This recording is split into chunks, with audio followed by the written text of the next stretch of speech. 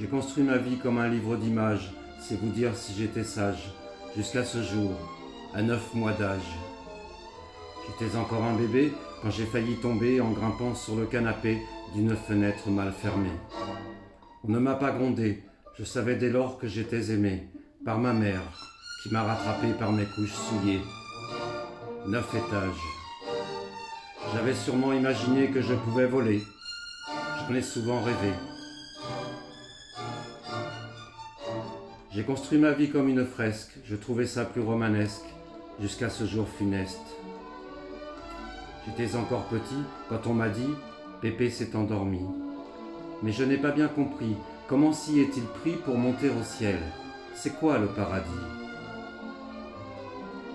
J'ai construit ma vie dans un monde parallèle, je ne suis ici qu'à temps partiel, je garde l'essentiel.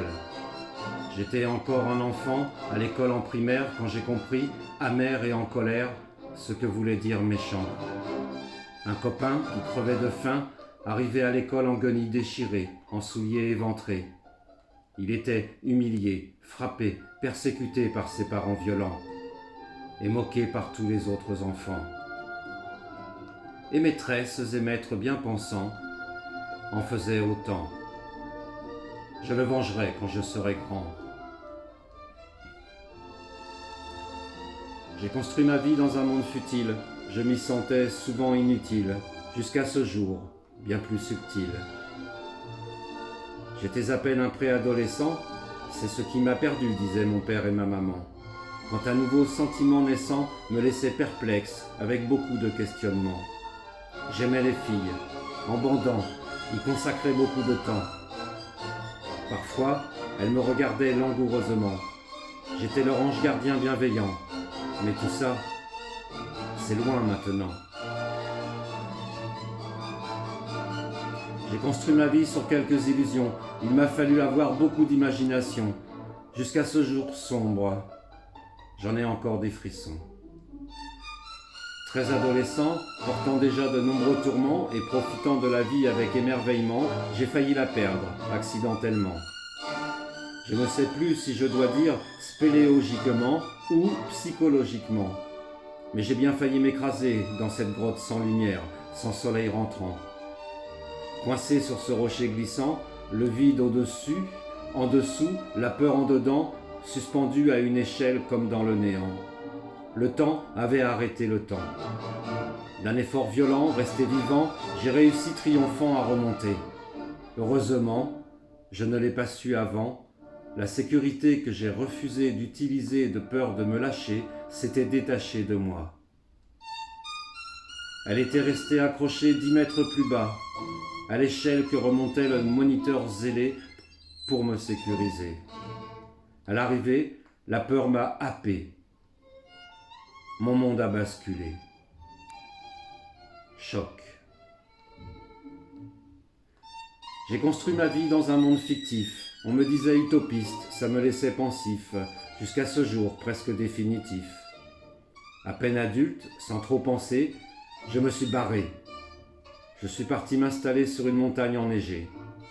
En attendant le printemps, j'ai beaucoup skié. En été, j'ai beaucoup marché, jardiné, feignanté. J'ai commencé à étaler mes mots et mes couleurs sur des feuilles de papier. J'ai compris ce qu'était la liberté. Et puis, bien sûr, j'ai travaillé. Animateur enjoué, les chantiers, les marchés, la plonge, le nez dans l'huile de friture brûlée. Puis, cuisinier. Et en dernier, une révélation, l'ébénisterie.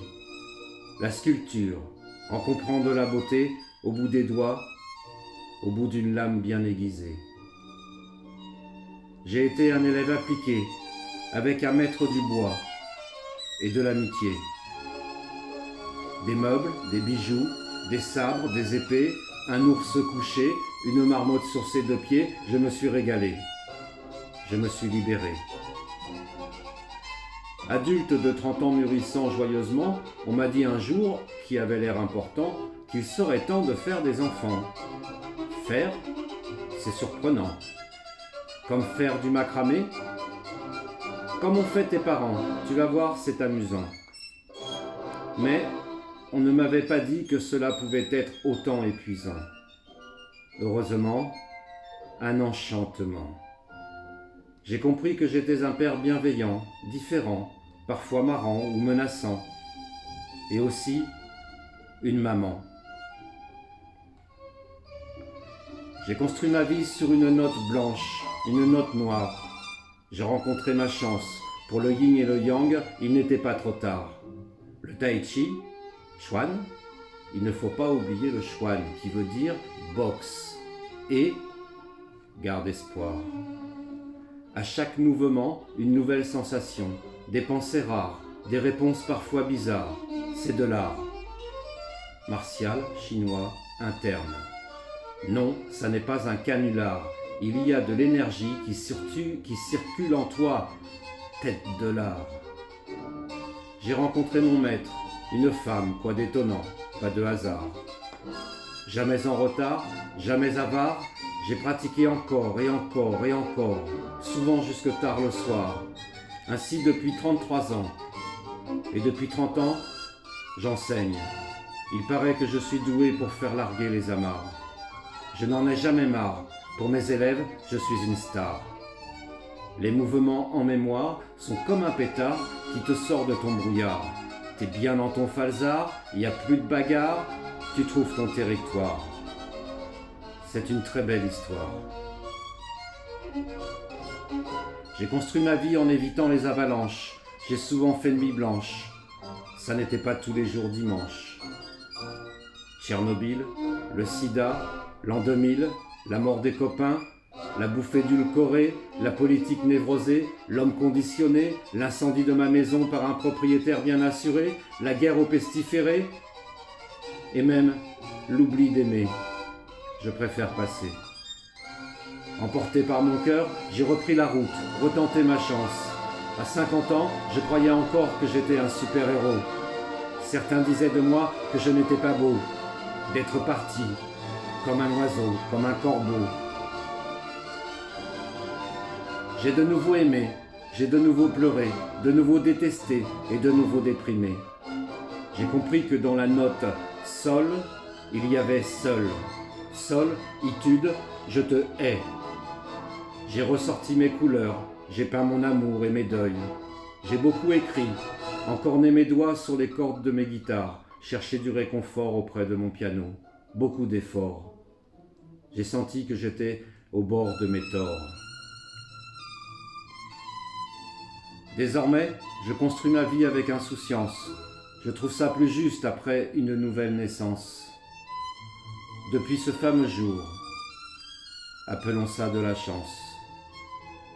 À peine 60 ans fêtés, l'esprit encore torturé par les 10 dernières années passées, le cœur vidé, mon cerveau épuisé, a explosé de l'intérieur, comme pour m'emmerder. J'ai bien failli y passer. Hospitalisé le jour où ma petite fille adorée est née. C'est peut-être ça qui m'a sauvé. Sans rire, j'ai bien failli mourir. Un mois après, une mauvaise bactérie a envahi mes méninges, comme si je n'avais pas été suffisamment puni, un nouvel alibi pour m'ouvrir le crâne une deuxième fois. Pas pire. C'est à ce moment que mon papa, mon beau papa, est parti rejoindre les siens. Il en avait assez de cette sale maladie. 2 années sont passées. J'ai tant été aidé, tant été aimé. Je ne vous remercierai jamais assez. J'ai beaucoup pratiqué, me suis soigné à grands coups de chi, d'amour et de belles pensées. Je ne suis pas handicapé, je n'ai pas de séquelles à cacher, mon ange gardien a bien assuré. Juste un peu traumatisé, mais bien décidé de profiter de ce cadeau inespéré. Je suis rené. Finalement, la vie, c'est un peu comme un conte de fées. J'ai construit ma vie sur des idées. Je préfère me dire qu'elles étaient bien pensées. Je ne veux rien regretter.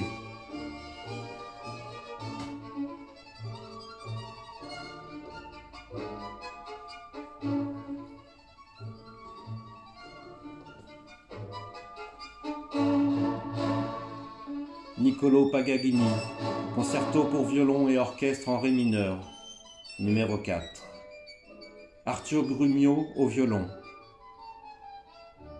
une édition rare, unique. Cette musique m'a tenu compagnie toute ma vie.